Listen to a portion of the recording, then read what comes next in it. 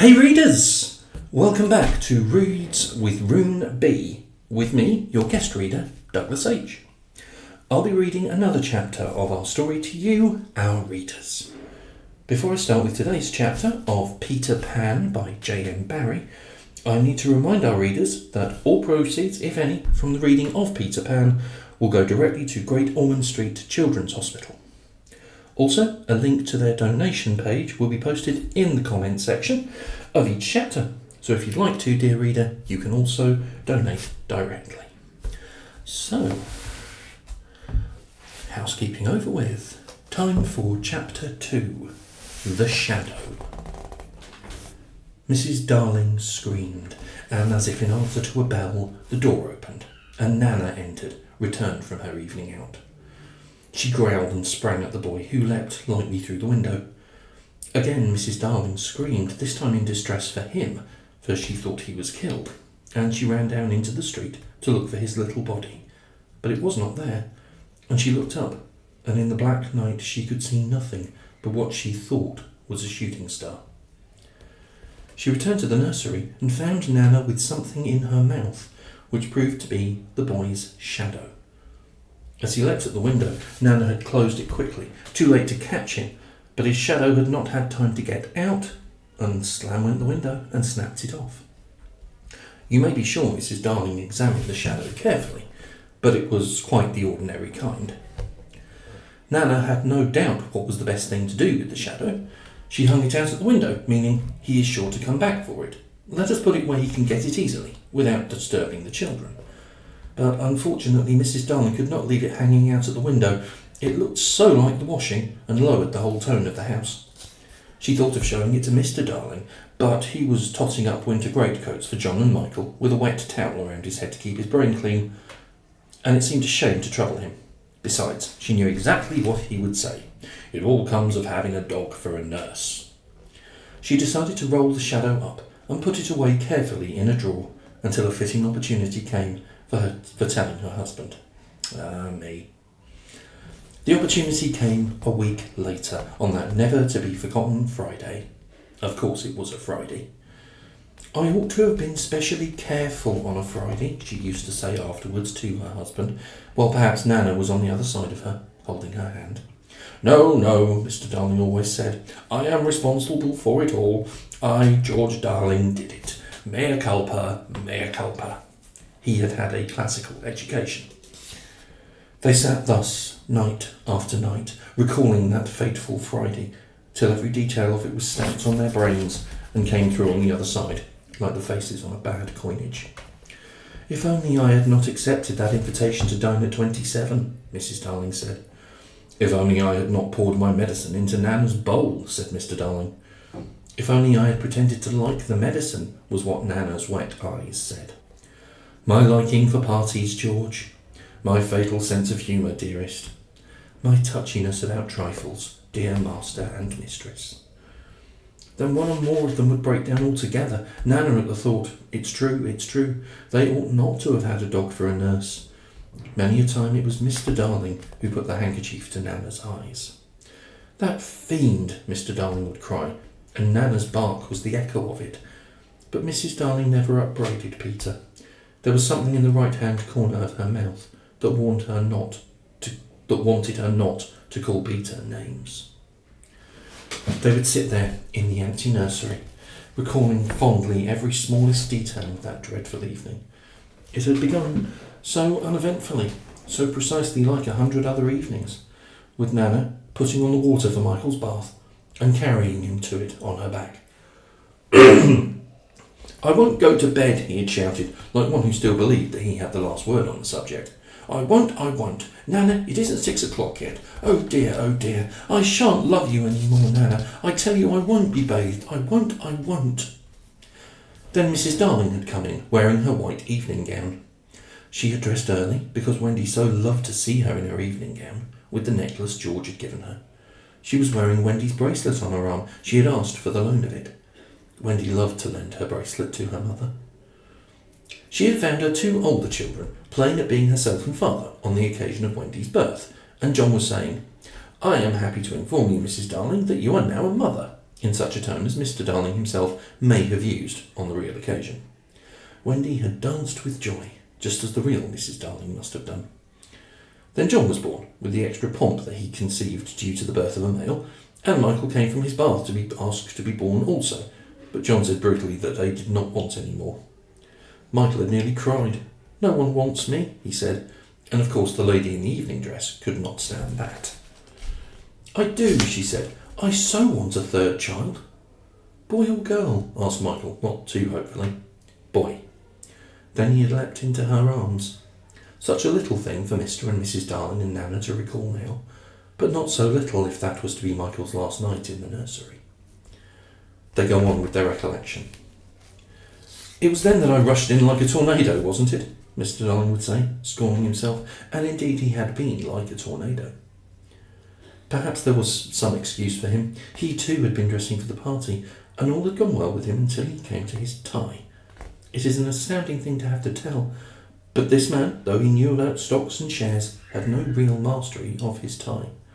Sometimes the thing yielded to him without a contest, but there were occasions when it would have been better for the house if he had swallowed his pride and used a made-up tie. This was such an occasion. He came rushing into the nursery with the crumpled little brute of a tie in his hand. "Why, what is the matter, father dear?" "Matter?" he yelled. He really yelled. "This tie it will not tie." He became dangerously sarcastic. "Not around my neck, round the bedpost. Oh yes, 20 times have I made it up around the bedpost, but around my neck, no. Oh dear, no. Begs to be excused." He thought Mrs. Darling was not sufficiently impressed, and he went on sternly. "I warn you of this, mother, that unless this tie is round my neck, we don't go out to dinner tonight, and if I don't go out to dinner tonight, I never go to the office again, and if I don't go to the office again, you and I starve, and our children will be flung into the streets." Even then Mrs. Darling was placid. "Let me try, dear," she said, and indeed that was what he had come to ask her to do, and with her nice cool hands she tied his tie for him, while the children stood around to see their fate decided. Some men would have resented her being able to do it so easily, but Mr. Darling had far too fine a nature for that. He thanked her carelessly, at once forgot his rage, and in another moment was dancing round the room with Michael on his back. "How wildly we romped," says Mrs. Darling now, recalling it. "Our last romp," Mr. Darling groaned. "Oh, George, do you remember Michael suddenly said to me, 'How did you get to know me, mother?' I remember. They were rather sweet, don't you think, George? And they were hours, and now they have gone." The romp had ended with the appearance of Nana, and most unluckily Mr. Darling collided against her, covering his trousers with hairs. They were not only new trousers, but they were the first he had ever had with braid on them, and he had had to bite his lip to prevent the tears coming.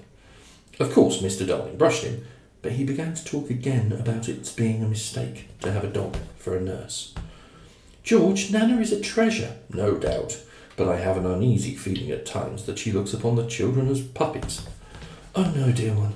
I feel sure she knows they have souls." "I wonder," Mr. Darling said thoughtfully. "I wonder." It was an opportunity his wife felt for telling him about the boy. At first he pooh-poohed the story, but he became thoughtful when she showed him the shadow. "It is nobody I know," he said, examining it carefully, "but it does look a scoundrel." "We were still discussing it, you remember," says Mr. Darling, "when Nana came in with Michael's medicine. You may never carry the bottle in your mouth again, Nana, and it is all my fault." Strong man though he was, there is no doubt that he had behaved rather foolishly over the medicine. If he had a weakness, it was for thinking that all his life he had taken medicine boldly, and so now, when Michael dodged the spoon in Nana's mouth, he had said reprovingly, "Be a man, Michael." Won't, Michael cried naughtily. Mrs. Darling left the room to get a chocolate for him, and Mr. Darling thought this showed want of firmness. "Mother, don't pamper him," he called after her. "Michael, when I was your age, I took medicine without a murmur. I said, 'Thank you, kind parents, for giving me bottles to make me well.'" He really thought this was true, and Wendy, who was now in her nightgown, believed it also, and she said to encourage Michael, "That medicine you sometimes take, father, is much nastier, isn't it?"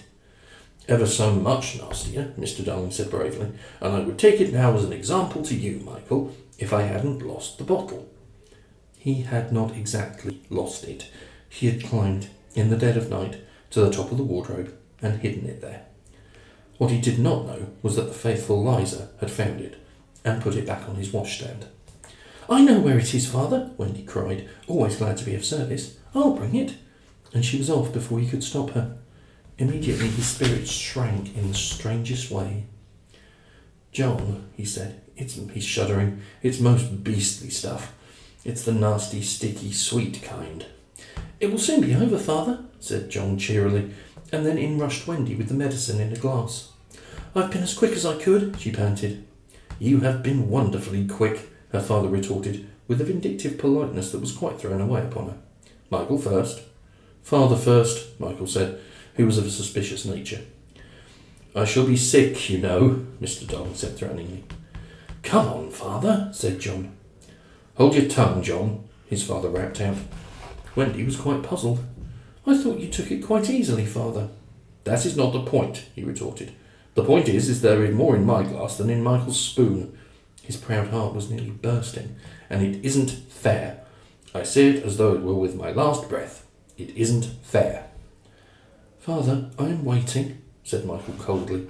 "It's all very well for you to say you are waiting. So am I waiting." "Father's a cowardly custard." "So are you a cowardly custard." "I'm not frightened." "Neither am I frightened." "Well then, take it." "Well then, you take it." Wendy had a splendid idea. "Why not both take it at the same time?" "Certainly," said Mr. Darling. "Are you ready, Michael?" Wendy gave the words, 1, 2, 3, and Michael took his medicine, but Mr. Darling slipped his behind his back. There was a yell of rage from Michael, and "Oh, Father!" Wendy exclaimed. "What do you mean by 'oh, Father'?" Mr. Darling demanded. "Stop that row, Michael. I meant to take mine, but I missed it." It was dreadful the way all the three were looking at him, just as if they did not admire him. "Look here, all of you," he said entreatingly, as soon as Nana had gone into the bathroom. "I have thought of a splendid joke. I shall pour my medicine into Nana's bowl, and she will drink it, thinking it is milk." It was the colour of milk, but the children did not have their father's sense of humour, and they looked at him reproachfully as he poured the medicine into Nana's bowl. "What fun," he said doubtfully, and they did not dare expose him when Mrs. Darling and Nana returned. "Nana, good dog," he said, patting her. "I've put a little milk into your bowl, Nana." Nana wagged her tail, ran to the medicine, and began lapping it. Then she gave Mr. Darling such a look. Not an angry look. She showed him the great red tear that makes us so sorry for noble dogs, and crept into her kennel. Mr. Darling was frightfully ashamed of himself, but he would not give in. In a horrid silence, Mrs. Darling smelt the bowl. "Oh, George," she said, "it's your medicine." "It was only a joke," he roared, while she comforted her boys, and Wendy hugged Nana.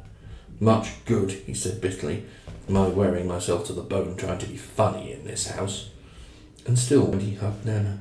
"That's right," he shouted. "Coddle her. Nobody coddled me. Oh dear no. I am only the breadwinner. Why should I be coddled? Why? "George," Mrs. Darling entreated him, "not so loud. The servants will hear you." Somehow they had got into the way of calling Liza the servants. "Let them," he answered recklessly. "Bring in the whole world. But I refuse to allow that dog to lord it in my nursery for an hour longer." The children wept, and Nana ran to him beseechingly, but he waved her back. He felt he was a strong man again. In vain, he cried. "The proper place for you is the yard, and there you go to be tied up this instant." George, Mrs. Darling whispered, "remember what I told you about that boy." Alas, he would not listen. He was determined to show who was master in that house, and when commands would not draw Nana from the kennel, he lured her out of it with honeyed words, and seizing her roughly, dragged her from the nursery. He was ashamed of himself, and yet he did it. It was all owing to his too affectionate nature, which craved for admiration. When he had her tied up in the backyard, the wretched father went and sat in the passage, with his knuckles to his eyes. In the meantime, Mrs. Darling had put the children to bed in unwonted silence and lit their night lights. They could hear Nana barking, and John whimpered, It's because he's chaining her up in the yard. But Wendy was wiser. That is not Nana's unhappy bark, she said, little guessing what was about to happen. That is her bark when she smells danger. Danger. Are you sure, Wendy? Oh, yes. Mrs. Darling quivered and went to the window. It was securely fastened. She looked out, and the night was peppered with stars. They were crowding round the house, as if curious to see what was to happen there, what was to take place there, but she did not notice this, nor that one or two of the smaller ones winked at her. Yet a nameless fear clutched at her heart and made her cry, "Oh, how I wish that I wasn't going to a party tonight." Even Michael, already half asleep, knew that she was perturbed and asked, "Can anything harm us, Mother, when the night lights are lit?" "Nothing, precious," she said. "They are the eyes a mother leaves behind her to guard her children." She went from bed to bed, singing enchantments over them, and little Michael flung his arms round her. "Mother," he cried, "I'm glad of you." They were the last words that she was to hear from him for a long time. Number 27 was only a few yards distant, but there had been a slight fall of snow, and my father and Mother Darling picked their way over it, deftly not to soil their shoes. They were already the only persons in the street, and all the stars were watching them. Stars are beautiful, but they may not take an active part in anything. They must just look on forever. It is a punishment put on them for something that they did so long ago that no star now knows what it was. So the older ones have become glassy-eyed and seldom speak, winking in the star language, but the little ones still wonder. They're not really friendly to Peter, who had a mischievous way of stealing up behind them and trying to blow them out, but they're so fond of fun that they were on his side tonight, and anxious to get the grown-ups out of the way. So as soon as the door of 27 closed on Mr. and Mrs. Darling, there was a commotion in the firmament, and the smallest of all the stars in the Milky Way screamed out, "Now, Peter!" That was Chapter 2 of Peter Pan by J.M. Barrie. This has been Reads with Rune B, or in this case, Reads with Douglas H. Thank you so much for your time today. Don't forget to hit the like and subscribe buttons, because it does mean that more people will get to hear what we have to do on this channel. And for tonight, thank you. I hope you enjoyed Chapter 2, and we will be back next week with me, Rune, and until then, like, subscribe, and keep reading, readers. See you next week. Bye!